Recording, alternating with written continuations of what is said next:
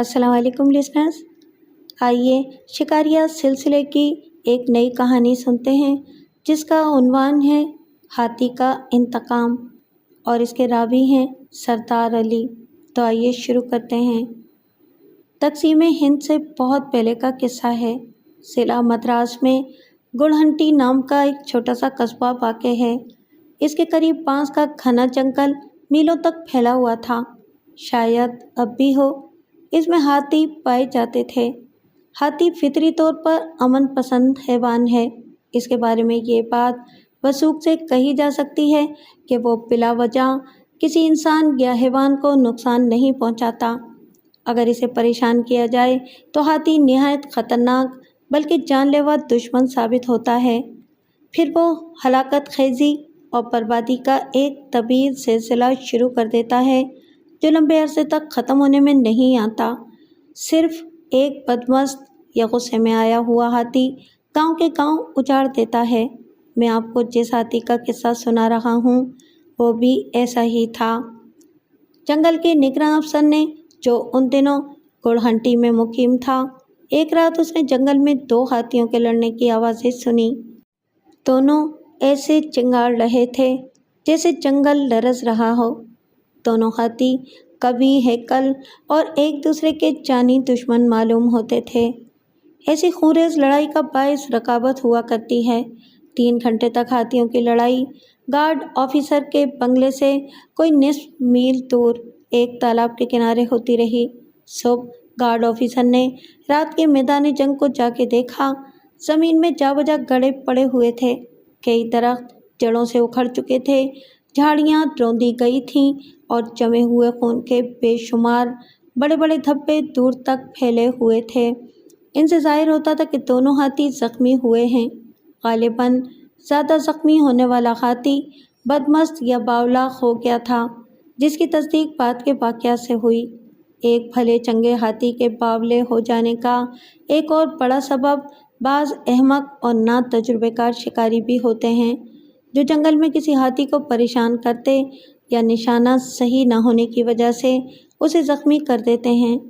ہاتھی کو یا تو مار دینا چاہیے یا اسے بالکل ہی نہیں چھیڑنا چاہیے۔ بعض کسان اپنی فصلوں کی حفاظت کے لیے ہاتھیوں کو تنگ کرتے رہتے ہیں۔ انہیں یہ قطعاً یاد نہیں رہتا کہ ہاتھی بگڑ جائے تو دشمن کو کبھی معاف نہیں کرتا۔ اسی قسم کے وجوہات ہوتی ہیں جو ہاتھی کو بغاوت اور فساد پر اکساتی ہیں۔ یہی معاملہ ہمارے اس ہاتھی کے ساتھ پیش آیا جس نے یکا یک ایک 400 مربع میل علاقے میں وحشیانہ اور ہلاکت خیز سرگرمیوں سے دہشت پھیلا دی تھی۔ حتیٰ کہ ایک وہ دن بھی آیا جب اس علاقے کی تمام بستیوں کے لوگوں نے ان سڑکوں پر چلنا چھوڑ دیا جو جنگل میں سے گزرتی تھیں۔ گڑہنٹی ایک بہت مختصر اور دور افتادہ گاؤں تھا جس کی آبادی چند ہزار نفوس پر مشتمل تھی۔ اس جنگلاتی اور چٹانی علاقے کے یہ لوگ زیادہ تر مزدور اور لکڑہارے تھے جو بانس کے وسیع و عریض جنگلوں میں کام کرتے تھے۔ اس گاؤں کے قریب سے تلویدی نامی ندی گزرتی تھی اور یہ ندی جنوب مغرب کی طرف کوئی 15 میل کے فاصلے پر دریائے کاویری میں جا ملتی تھی۔ اس تلویدی ندی کے کنارے 2 ہاتھی رہتے تھے۔ گارڈ آفیسر کے بیان کے مطابق انہی میں خونریز جنگ ہوئی تھی۔ جنگل کے اس حصے میں ہاتھیوں کے کئی قبیلے عرصہ دراز سے رہتے تھے۔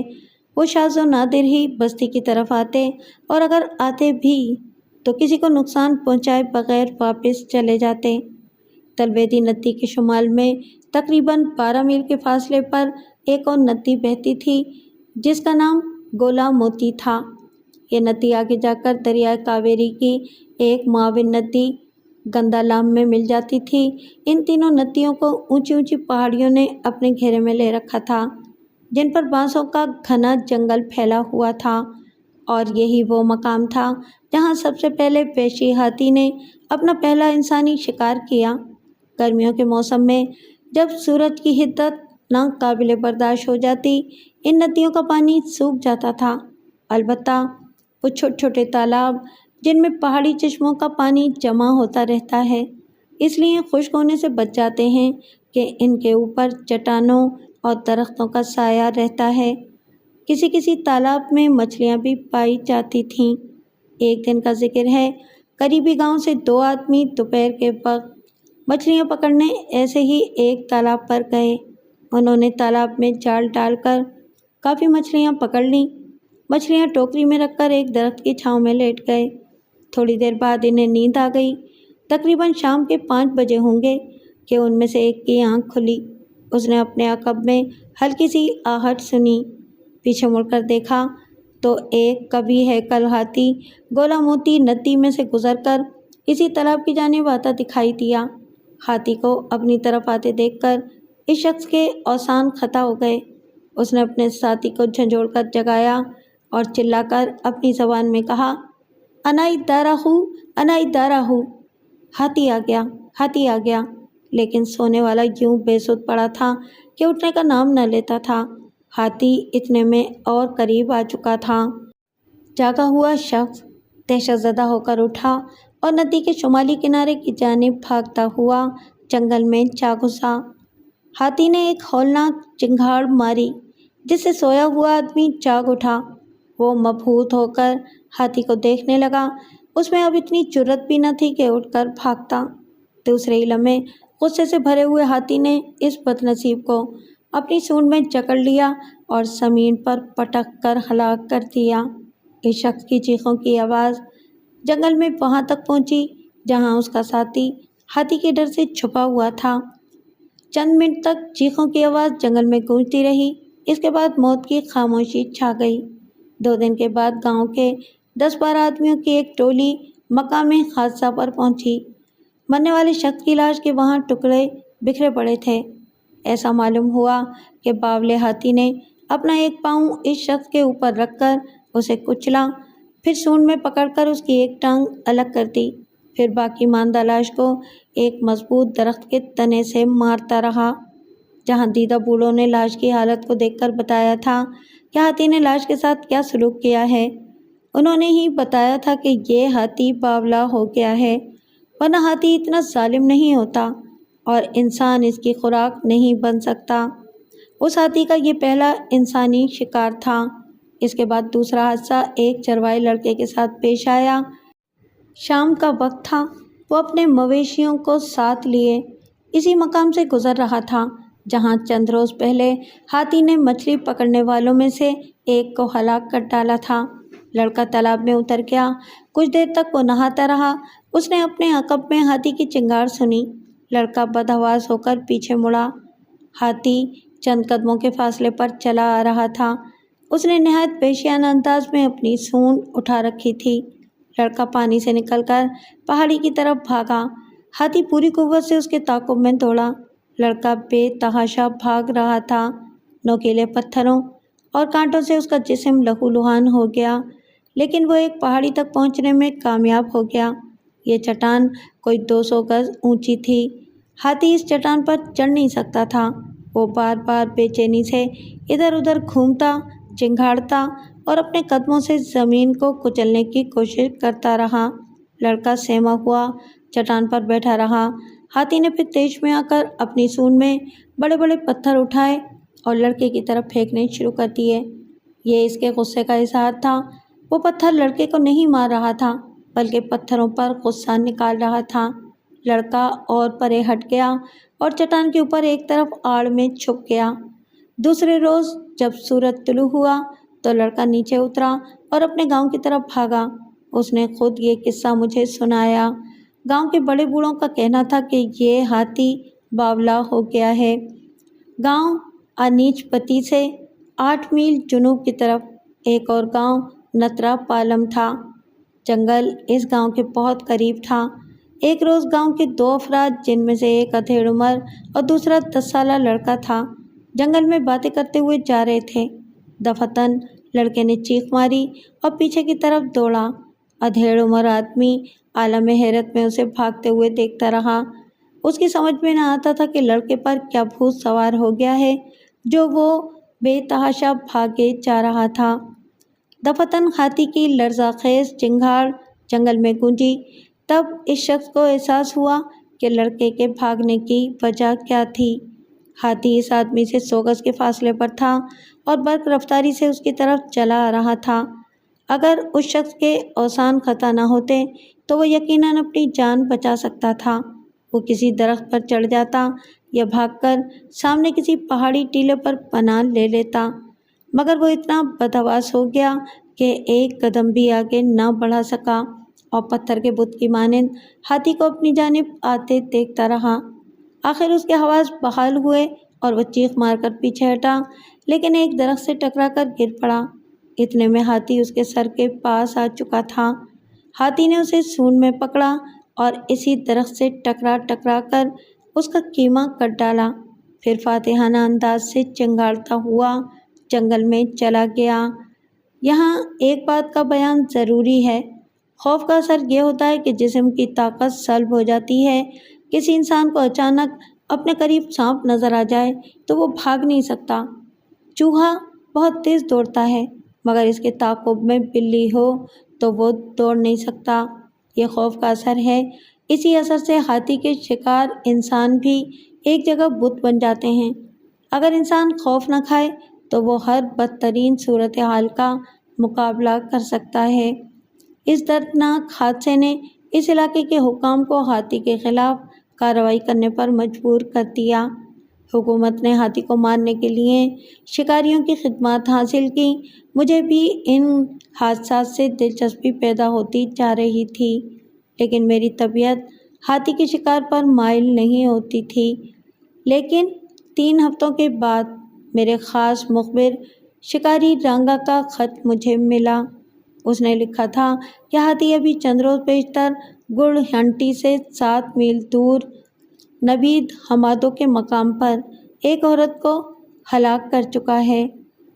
رانگا نے مجھے لکھا تھا کہ اس ہاتھی نے گرد و نواح میں سخت دہشت پھیلا رکھی ہے۔ وہ اب تک بہت سے خون کر چکا ہے، اور اگر میں جلدی وہاں نہ پہنچا تو ہاتھی بستیاں کی بستیاں ویران کر دے گا۔ میں جانتا تھا کہ رانگا ایک سچا انسان ہے۔ اس نے وہاں سے جو اطلاع دی ہے وہ یقیناً سچی ہوگی۔ میں نے 4 روز کی چھٹی لی، گرہنٹی جا کر رانگا کو ساتھ لیا اور ڈاک بنگلے میں جا کے ٹھہر گیا۔ اسی روز گڑہنٹی کا فاسٹ گارڈ ملنے کے لیے آیا اور اس نے بتایا کہ جنگل میں آج کل ہاتھی اسی علاقے میں پھر رہا ہے۔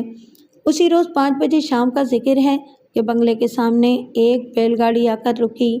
اس میں سے وہاں کے رہنے والے 2 آدمی اتر کر بنگلے کی طرف آئے۔ رانگا کو میں نے بتایا کہ وہ انچیتی سے آ رہے ہیں اور انہوں نے گولا موتی ندی کے قریب ہاتھی کے پیروں کے تازہ نشانات دیکھے ہیں۔ یہ اطلاع میرے لیے قیمتی تھی۔ دن بھر کی مسافت کے باعث میں تھکا ہوا تھا، تاہم وقت ضائع کرنا مناسب نہ سمجھا اور تیاری کی۔ فارسٹ آفیسر کو میں نے بنگلے پر چھوڑا۔ ان دونوں دیہاتیوں کو ساتھ لے کر انچتی کی طرف روانہ ہو گیا۔ 7 بجے تک ہم اس مقام پر پہنچے۔ جو تھوڑی دیر پہلے ہوا آہستہ آہستہ چل رہی تھی وہ اب تیز ہو گئی تھی۔ رانگا کے پاس ٹارچ اور رائفل تھی اور میں بھی رائفل سے مسلح تھا۔ دونوں دیہاتی خالی ہاتھ تھے۔ ہم چاروں ٹارچ کی روشنی میں ہاتھی کے کھرے دیکھ کر آگے بڑھتے گئے۔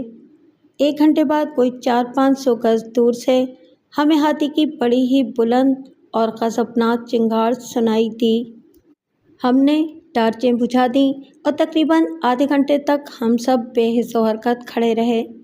ہم ہاتھی کا انتظار کر رہے تھے۔ کان جنگل کی آوازوں پر لگے ہوئے تھے۔ رانگا نے آہستہ سے کہا، صاحب، میرا خیال ہے کہ ہاتھی کہیں دور نکل گیا ہے، واپس چلیے۔ کل ابھی فکرہ اس کے منہ میں ہی تھا کہ جنگل میں ٹہنیوں اور شاخوں کے چٹکنے اور ٹوٹنے کی آوازیں سنائی دیں۔ یہ آوازیں لمحہ بلمحہ قریب آ رہی تھیں۔ میں نے رانگا کو اشارہ کیا کہ چپکے سے پیچھے ہٹ چلو تاکہ ہاتھی کھلی جگہ میں آ جائے۔ پیچھے ہوتے ہوئے ہم ندی کے قریب پہنچ گئے۔ رائفل اور ٹارچ میرے ہاتھ میں تیار تھی اور مجھ پر ہی جانی کیفیت طاری تھی۔ کسی عام ہاتھی کا شکار مشکل نہیں تھا۔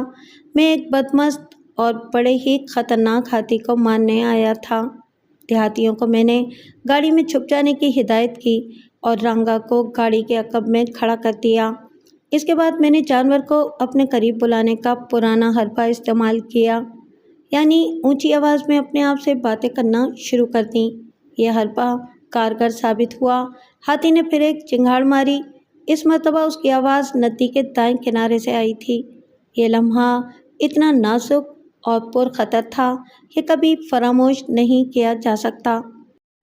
دفعتاً رانگا کی ٹارچ سے روشنی کا دائرہ نکلا اور پھیلتا ہوا دور تک دائیں جانب چلا گیا۔ ہاتھی نے دیش میں آ کر ایک ہولناک چیخ ماری اور رانگا کی جانب دوڑا۔ میں نے اس پر گولی چلا دی جو میرے اندازے کے مطابق اس کے بائیں کندھے میں لگی، لیکن اس دیو پیکر بدمست ہاتھی پر ایک گولی کیا اثر کرتی؟ چشمِ زدن میں وہ رانگا کے سر پر جا پہنچا۔ رانگا بدحواسی میں پیچھے بھاگا اور ندی میں جا گرا۔ اس دوران میں نے دوسرا نشانہ لیا اور فائر کر دیا۔ بدقسمتی سے نشانہ خطا ہو گیا۔ ٹارچ روشن کر کے میں نے بیک وقت 2 اور فائر کیے۔ اس مرتبہ اس کی سونڈ اوپر اور منہ کھلا ہوا تھا۔ گولیاں اس کے حلق میں لگیں۔ وہ ایک طرف کو جھکا مگر سنبھل گیا اور اسی لمحے وہ دونوں دیہاتی ندی کی جانب دوڑے۔ رانگا میرے پاس پہنچ چکا تھا۔ وہ اپنی رائفل اور ٹارچ ندی میں پھینک آیا تھا۔ ہاتھی نے اپنے شکار کو ہاتھ سے جاتا دیکھا تو پلٹنے کی کوشش کی، مگر وہ اتنا زخمی ہو چکا تھا کہ بار بار ایک جانب کو جھک جاتا تھا۔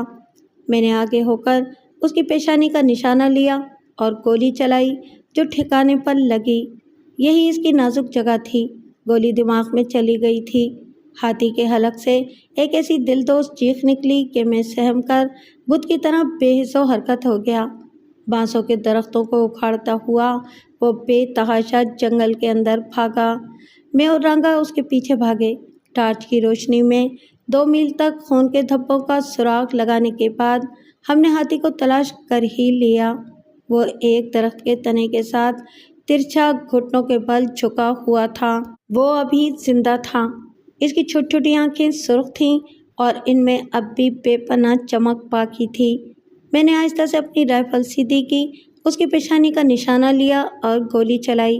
ہاتھی دھڑام سے زمین پر گر پڑا۔